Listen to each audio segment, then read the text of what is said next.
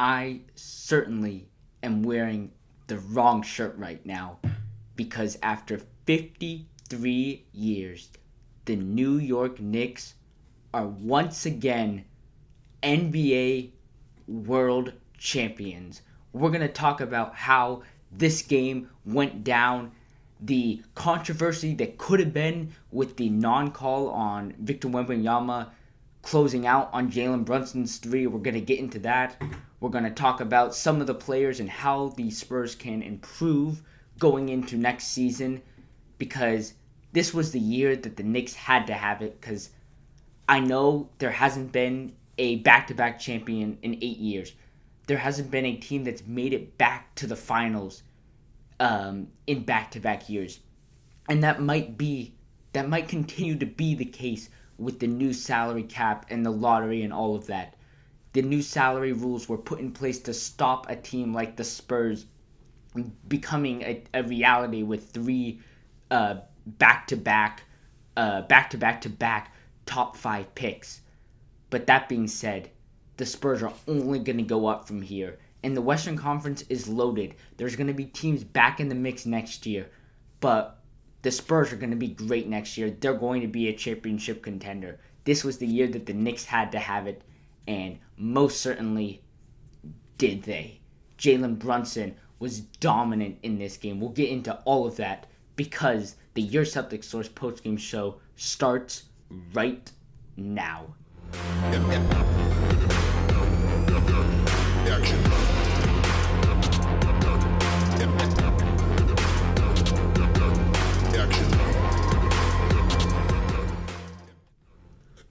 What's up, everybody, and welcome in to the Your Celtics Source podcast.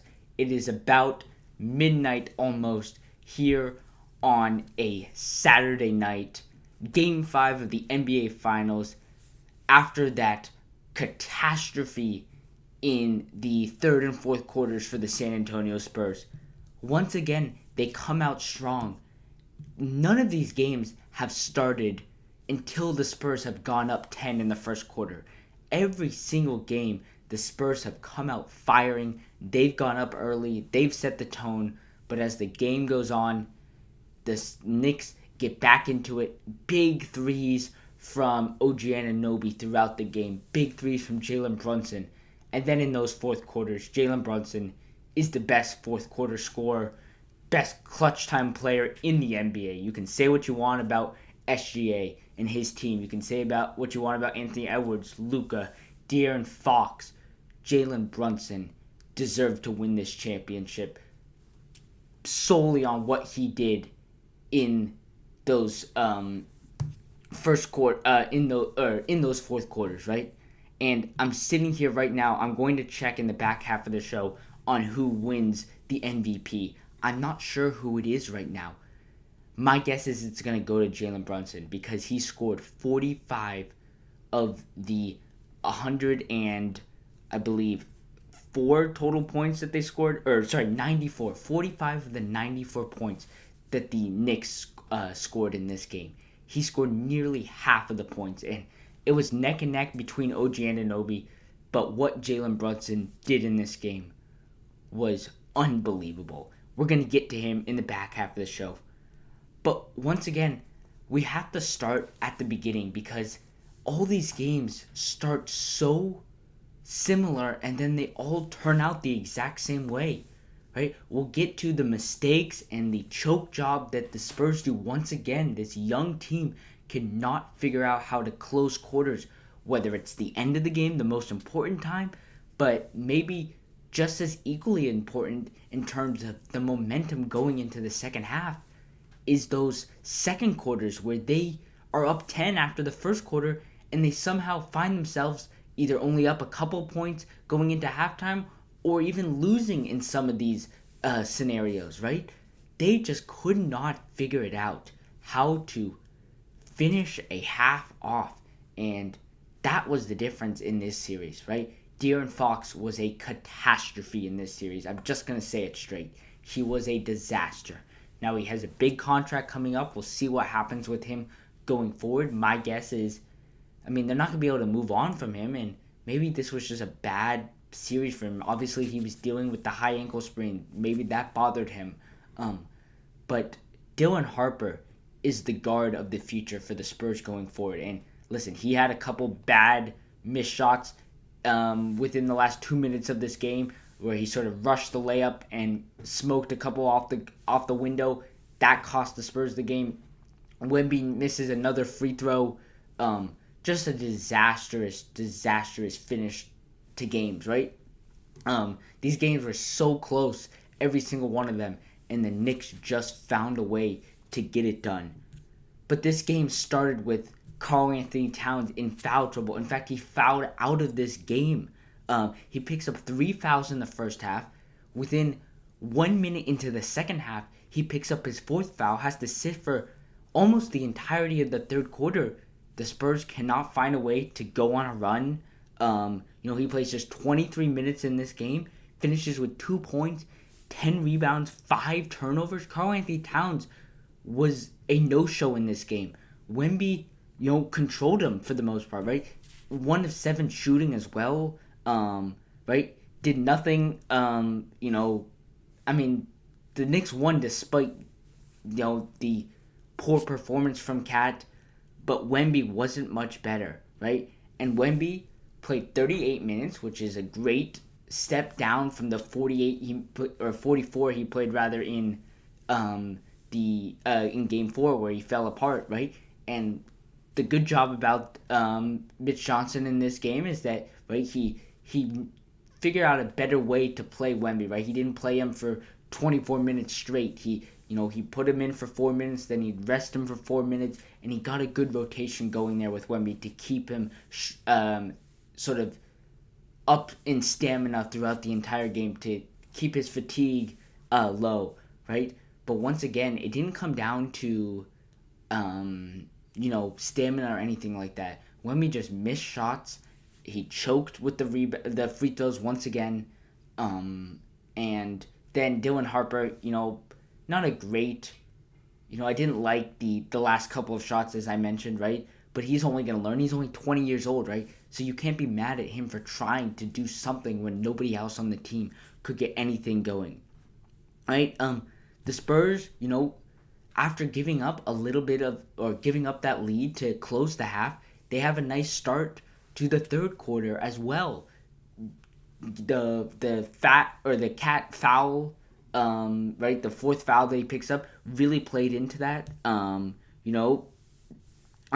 Right, Dylan Harper and De'Aaron Fox. I love that Mitch Johnson was at least trying to play Dylan Harper over De'Aaron Fox, and I don't think it was necessarily a thing where you had to play one over the other. You just had to find a way to get Dylan Harper in more. And maybe that was De'Aaron Fox. Maybe that was a Julian Champagnie. He ends up going to Dylan Harper going to De'Aaron Fox because De'Aaron Fox just didn't have it at any point in this series whatsoever. And so Julian Champagnie at least could provide some sort of shooting despite being cold as well. So he ends up going with that.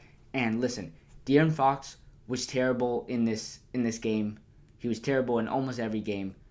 But he's one of those guys where you're just going to keep running him out there because of the veteran experience that he should provide, whether he's providing it or not, right?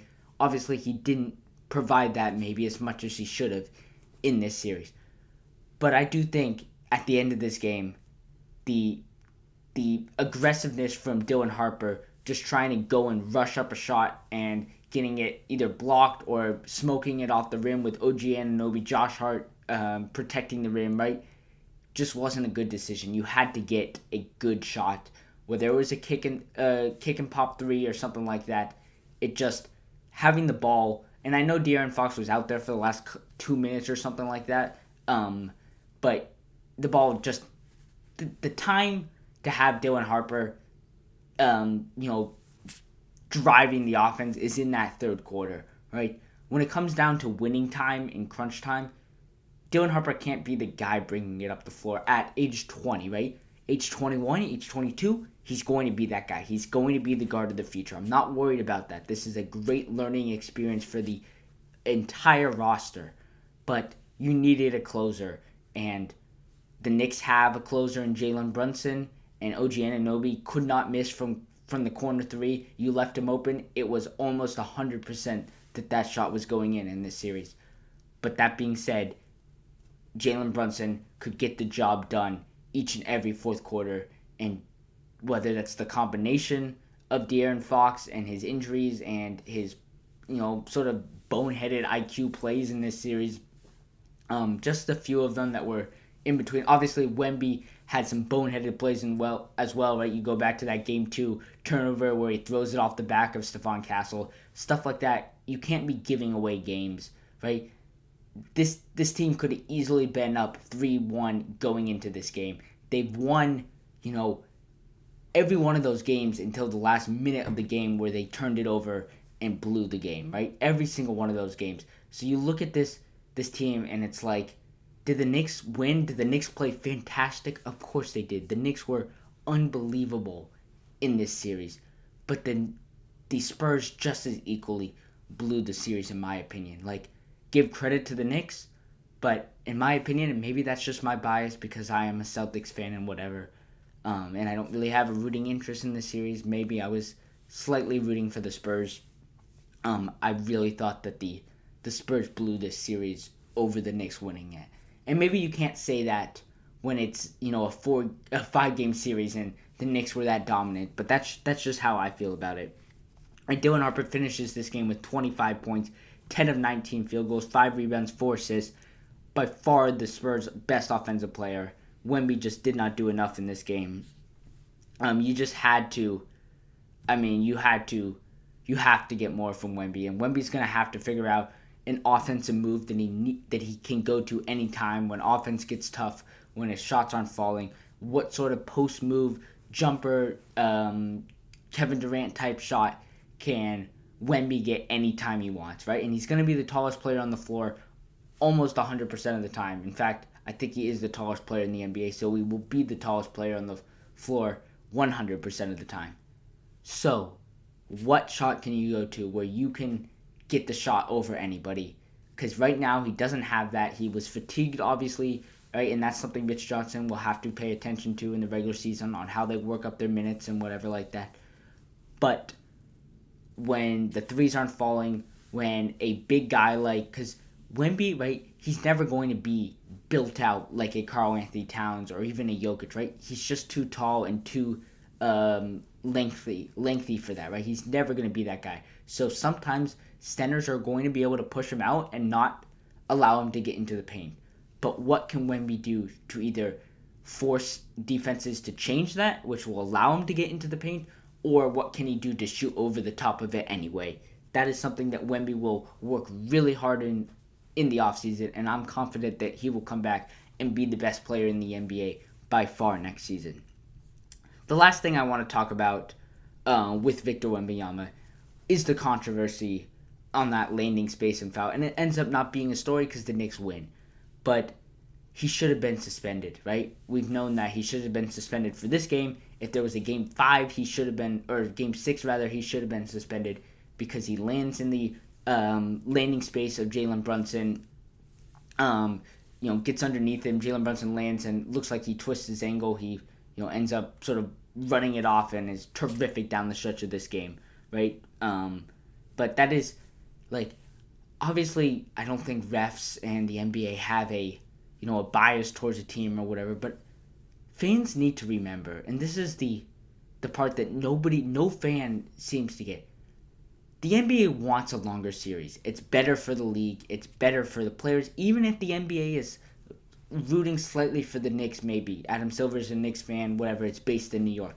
Whatever the case may be, the NBA wants a longer series.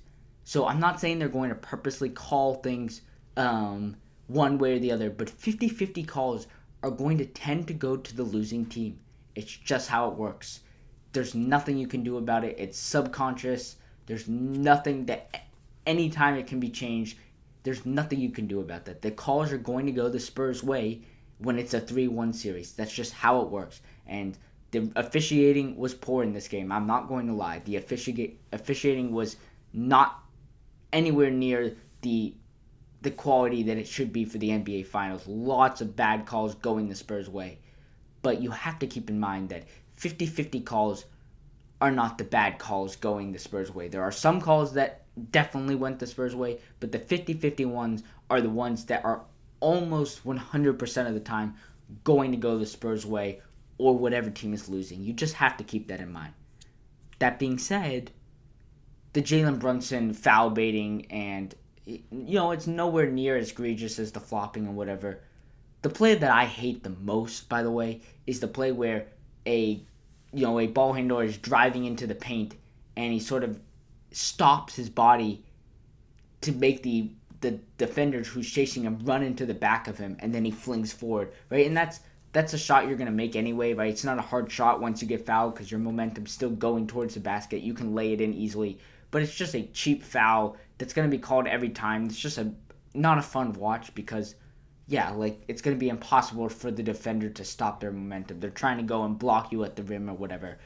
Hate that play. That should be, there's not really much you can do about it, right? Because that's a play that, if the defender runs over the back of you, you have to call it, right? It's nowhere near like the flopping that like an SGA or someone does, or even Jalen Brunson to a little bit of a degree, but it's still not a great play to watch. Just an ugly play that I wish you could get out of this game. Right? What else in this game? We've talked a little bit about De'Aaron Fox, right? Just 7 points, 3 of 15 on field goals, 1 of 8 from 3, 0 free throw attempts, finishes with just 5 assists as well, right? So just a completely awful game in the game where he had so much to make up for after some of the plays that he's made throughout the first 4 games of this series. He had to have a big game to help Wemby out, and he did absolutely nothing. Jalen Brunson, on the other hand, terrific. 45 points, 14 of 27 on shooting. That's got to be his best efficiency. Maybe he was good after the conclusion of Game 4 where, they had such a terrific second half, right? 4 of 7 from 3, 13 of 15, right? So you'd want to talk about, and free throws are not the perfect way to measure, whether calls are going one way or the other because, just sometimes you're in a position where you're shooting and you get fouled and whatever. So I don't like to count free throws in that. But he did get 13 of 15 at the line, so he was getting calls and he made them pay doing that, right? Obviously we said, right, he's 48%, almost 50% of the Knicks points came from Jalen Brunson. He was terrific in this game. And let me just check right now who won MVP. Maybe you guys can put it in the chat.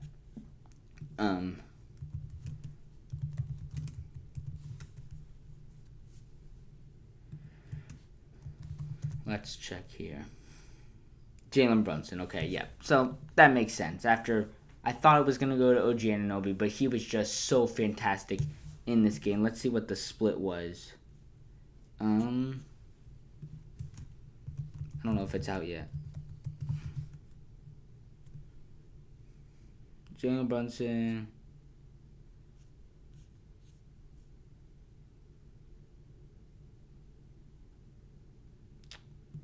No, so it's not out yet. So that'll be out tomorrow. Jalen Brunson and Jalen Brunson was just so good in this series. You had to give it to him. Wemby, we've talked about him, right? The free throws, the choke job at the end of the game, missing the free throw, right? 19 points, just not going to do it when Jalen Brunson is scoring 45 points on the other end, right? You have to do something about that. Has 14 rebounds, but Mitchell Robinson is canceling him out on the rebounding end as well. 5 blocks is great. Wemby's going to get better. He has to get better. This is a learning moment for Wemby and the entire team, as I've said, right?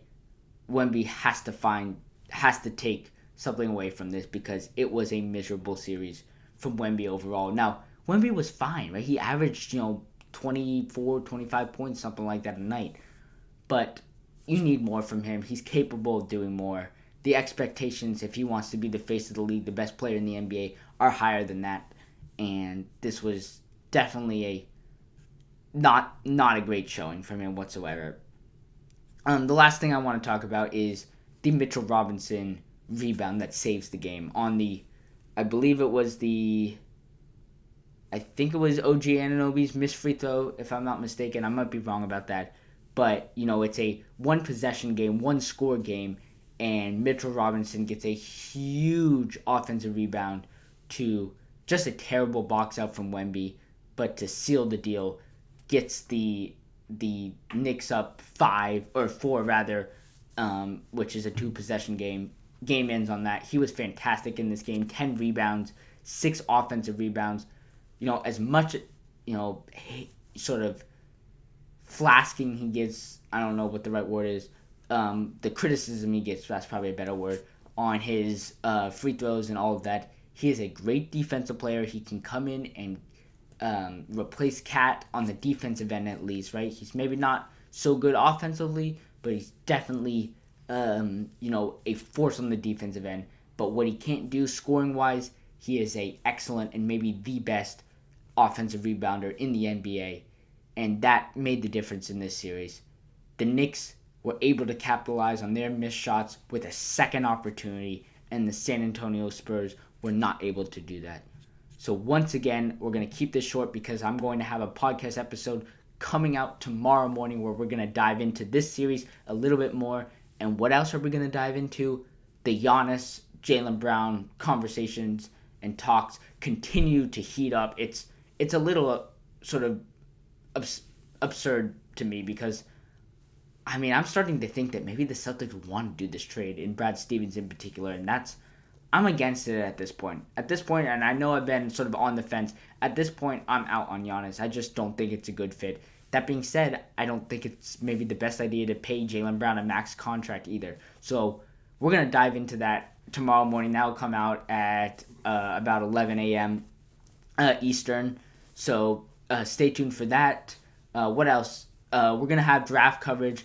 I'm not quite sure yet whether we're going to go live for the NBA draft or not. I got to figure that out and react to the pick by pick. But we'll definitely have a show, whether it's live or not, reacting to the Celtics picks in that draft. And obviously we're going to be live reacting to any trades that the Celtics make, any free agents they make over the summer. So all of that, we're going to have lots of content throughout the summer. If you're not already following me on my other channel, Zachary Lieberman, we're just brand new channel, but we're doing lots of World Cup coverage. We're going to do a show from 10:30 to about 11:15, 11:30, almost every day for these next 2 weeks until the knockout stages at least. And maybe it'll be different times. It's not all going to be at the exact same time, but we're going to try and do a show every day where we're going to react to all the different games. Tomorrow, we're doing our first one. So it's a Sunday, and then we'll do them throughout the week. So tune in at, I believe it's 10:30 tomorrow morning. We're going to react to the U.S.'s win. We're going to react to the Australia versus Turkey game, which I'm going to go watch right after this game. It's at 12 a.m. Eastern, which is just a ridiculous time. Obviously, it's to sort of accommodate Australian fans and Turkey fans, right? So that's sort of a weird time, but, I'm going to try and stay up and watch that. But once again, we'll react to the Mexico game. We'll react to the Brazil-Morocco tie, an epic game that was this afternoon. So that's all coming up tomorrow on my other channel. But more NBA Celtics coverage also coming out tomorrow. Podcast episodes. Please follow on social media. Check out the podcast on Spotify, Apple, Amazon if you want to listen in audio format. Please give a like and a rating, 5-star review.